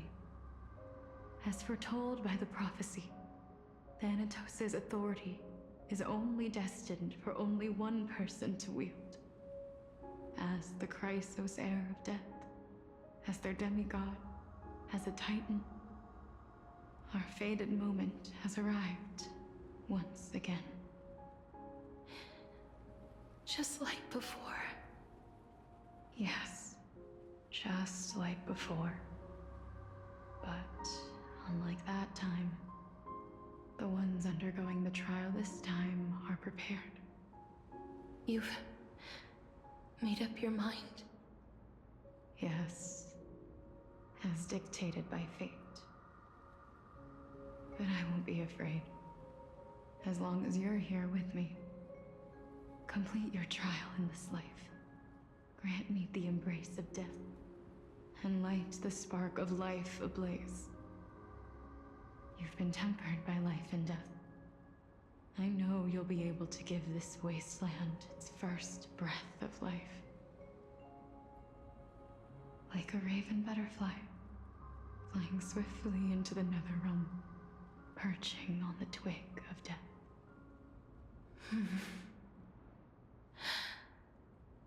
I will.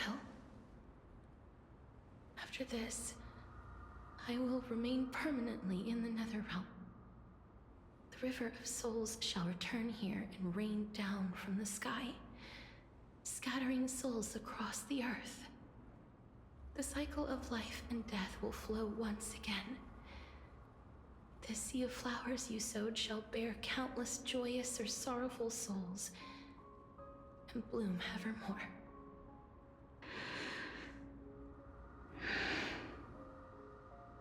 Thank you. Just one last thing. Can you grant me one wish? Of course. What is it? Please. Don't forget me. I promise you. When we meet in the next world, even if I have endured another reincarnation, even if we do not know each other's names, I will still hold you tightly in my arms. Just like what I did when we were born. Casterus. Casterus. You're as beautiful as a fleeting butterfly.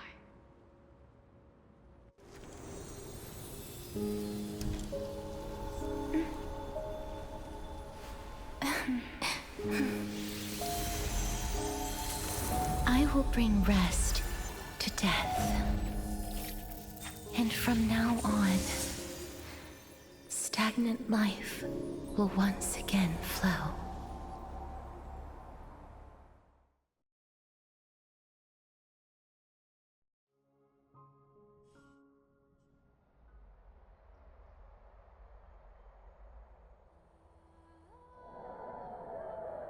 Time flies.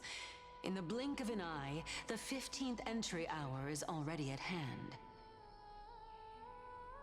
When this farce is over, your soul will be placed on the scales of life and death. Are you ready? No need to ask so many times. Of course I am. Then why do you drag your feet? Is your fear of crowds holding you back again? I simply find them too noisy. Paying attention to conceited fools like them would be an utter waste of my time. Such harsh words. As I see it, you are no less arrogant than they are. I couldn't agree more. Oh. I did not expect to hear that from you. Are you not going to refute me? I know myself better than you think I do. At the very least, better than a stowaway like you. And they say men whose ends are nigh have but kind words. Well, that is exactly why I chose you. Should I thank you for the compliment? The hour of the trial has come. Do you have an answer for me? And how will you prove the veracity of your argument? I suppose there is no point in putting this off any longer. Do you recall where we stopped the last time? You were saying that Amphorius's history is cyclical. Indeed. The demigods that bear the core flames eventually become the new titans at the world's end. Remember what happened on the Holy Mountain? Calypso, Naias. As their destined ends approached, one by one they left this world, leaving only the twins, who are fated to succeed death. Unfortunately, while their journey is consistent with ours, you and Calypso, as well as Nikador and Naias, act as supporting evidence. I can only come up with a rough sketch for my theory of a cyclical history. For all the pains I took to reach this point, I had already lost hope of ever obtaining definitive proof. After all, the past is in the past. Proving that we are the legacies of heroes of the past is a hopeless endeavor. That is, until I met a girl named Pollixia and her sister. If Castoris was truly sent from the past to the present for the Titan's self-serving reasons, then having lived through 2 cycles, and with Styxia as the pivot, she will no doubt be the link to connect all of this together. If the Twins of Death can bridge 2 cycles to reunite at the shores of the Sea of Souls, then my hypothesis will no longer be just a hypothesis. And you too will get the answer to your question. Well, that is all well and good, but how can you be so sure? If there is even the slightest error in your hypothesis, the girl will be shattered. It matters not. The most important quality a scholar must possess is foolhardiness. If you are overly cautious, then you'll never have the gumption to make the first step, and change will never come. Besides, I, Anaxagoras, am destined to overturn this farcical world. Come, let us go and teach those pathetic worms one final lesson.